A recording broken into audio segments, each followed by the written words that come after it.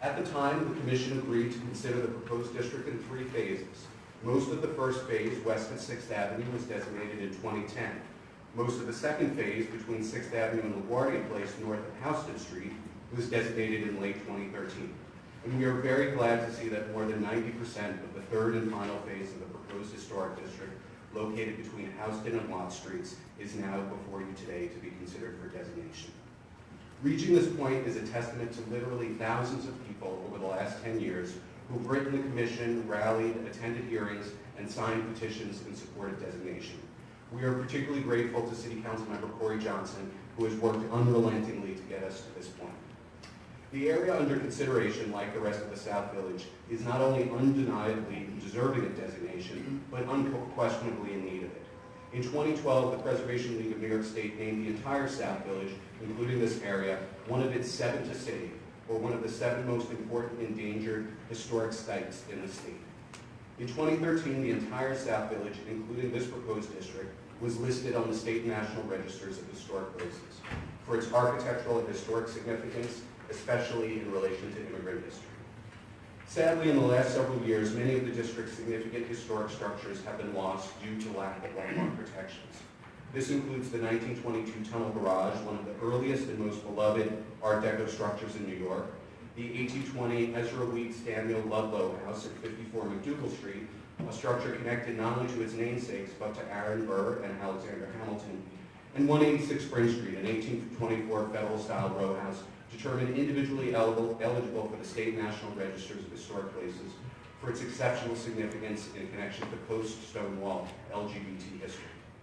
Compounding the tragic loss of these and many other structures in the area is the fact that current zoning could allow new construction here up to 300 feet in height, which is woefully out of character for this uniformly low-scale district.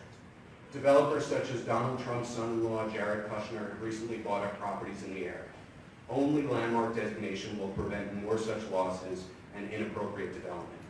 The proposed designation before you is more than 10 years in the making and captures 2 centuries of New York's history and evolution. With yet another proposed rezoning on the district's edges right now that will increase development pressure, this is the time to act. We urge you in the strongest of terms to approve the proposed historic district as soon as possible and finish the job of extending landmark protections to the entire South Village. Thank you very much.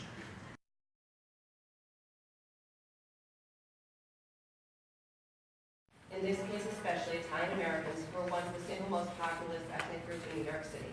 In examining this area, one is immediately struck by the incredible standing that they have tied to a church and its related buildings. The oldest buildings are the striking Romanesque Revival Church on Sullivan Street and the imposing Second Empire-style Friary on Thompson Street.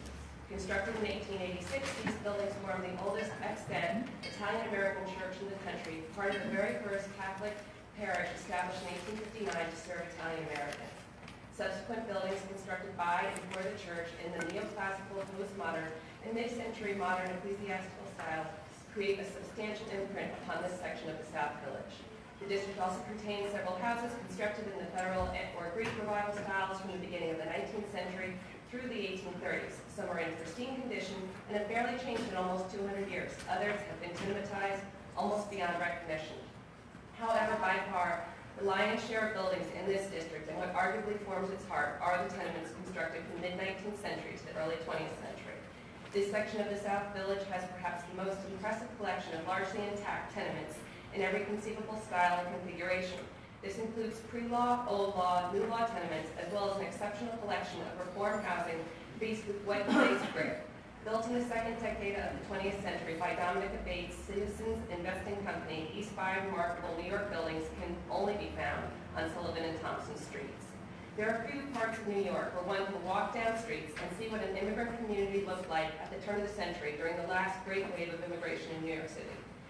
Not only do these tenements have surprisingly rich, beautifully detailed facades, but in this area, a remarkable number of them maintain intact their original cornices, ironwork, entryways, wooden doors, and wooden or cast iron storefronts.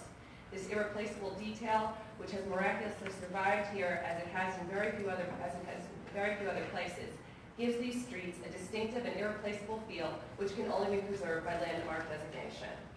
Nearly every style of late 19th and early 20th century New York is represented here, from Neo-Renaissance to Neo-Romanesque Revival to arts and crafts, this remarkably well-preserved neighborhood cries out for landmark protections, which we hope the Commission will act swiftly to provide.